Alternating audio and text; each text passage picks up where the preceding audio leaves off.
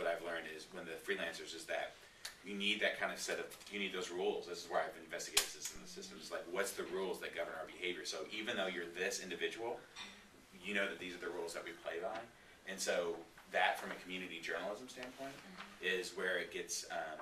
maybe there's a play that is more about the aggregation part. It's not so much the individual specialists or freelancers, because that's a little retro.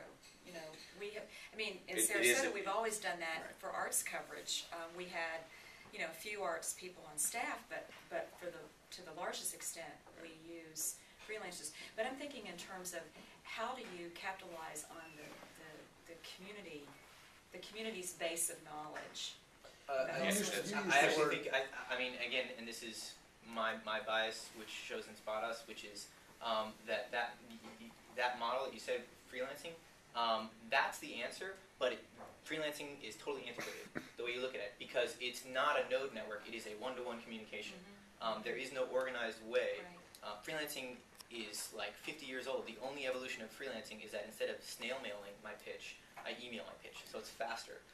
But it is still very much antiquated behind closed doors. The nodes thing you were talking, that sort of approach is... You used the word membership before. It seems to me that might be the way to approach it. So I think there's something there. Become a member.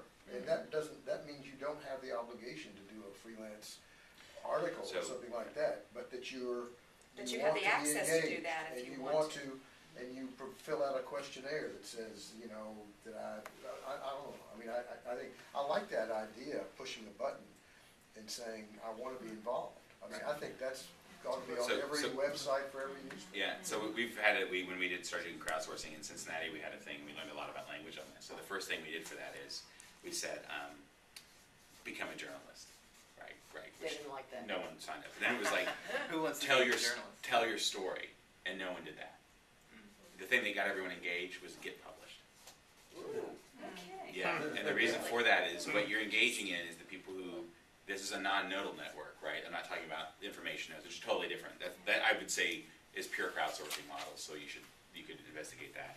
But this notion of creation and that is that kind of 10 to 15% of the people who want to engage in that behavior respond to becoming a celebrity. So while the freelance thing is outdated and dated a bit, the way we're doing is I don't have any staff.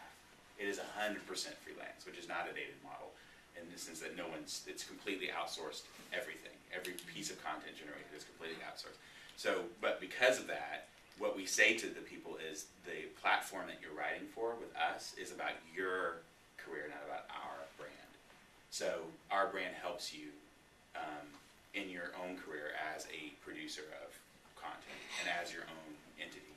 And that's what we found is that people really respond to is the people who want to engage like that actually have some ego behind it. That's why bloggers blog, right? They're passionate. Is this going to be a separate new community on the web? Or? Yeah, exactly. And anybody can access it. So we're setting up actually kind of gaming behaviors around it. So when I was talking last night, everyone starts as a citizen, and then when you engage with the site, you become a local, and then you get to become more local because of the fact that you've attended events, you've pushed stuff, and then what we call bold locals are at the end of the bold locals, people who live, people who actually engage and augment what the community does and try to force the direction of the community. The third thing you said was it's secret, but it's San Francisco. But what was the third thing that you offered them? Be a publisher? No, get published. Get published. So what we found is in the freelance. Everybody wants to be a publisher. No. Yeah. but to get to your question, what I think is interesting about that is that's where we're seeing a lot of traction. Like people want to do that because they see that if you're a pirate, right, and almost everyone could be. We have to give people a reason to work for a brand that's not their own blog, right. Or sometimes work for a brand and also do their blog. Not paid. No, they're paid. They are? Yeah. How much? I can't get into that, but not very like much. Under $250. Oh yeah. Way. Yeah. So, but what they get out of it is they're getting and they're getting also an umbrella that they can put their work under. I'll try and help you guys raise more money. Right. Yeah. This is really fascinating. It's striking to me that in talking about this, you highlighted that one of the great problems that existing newspapers have is in shifting the culture of the people who work there, particularly one of the things we haven't talked about is what could be done, and this is a Herculean task, which is to transform the way the journalism schools train people. And I don't know that anything can be done about it. I mean, frankly, we Actually- went through the same thing, in the public policy and public administration field, when the public administration schools just were not training people that were any good and competent to do the things that needed to be done. So they started the new public policy schools, including the Kennedy School leading the way. That has not happened to the same extent in the journalism schools, and I don't know that anything can be done, but it does strike me that news organizations need sources of new human capital.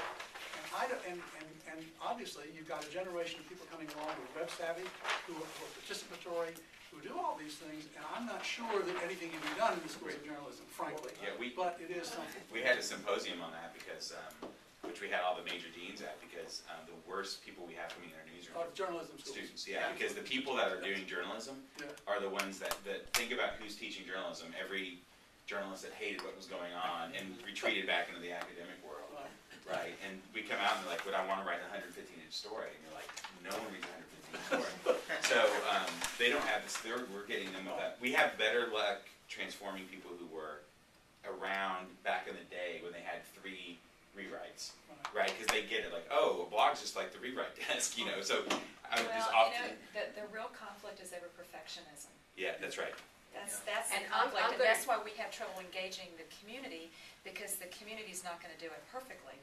I mean, it's loaded with all kinds of classic errors, what we're used to editing out, and so it means more work. So that happened with this, what I was talking about, is I had 2 people who, one's a magazine editor,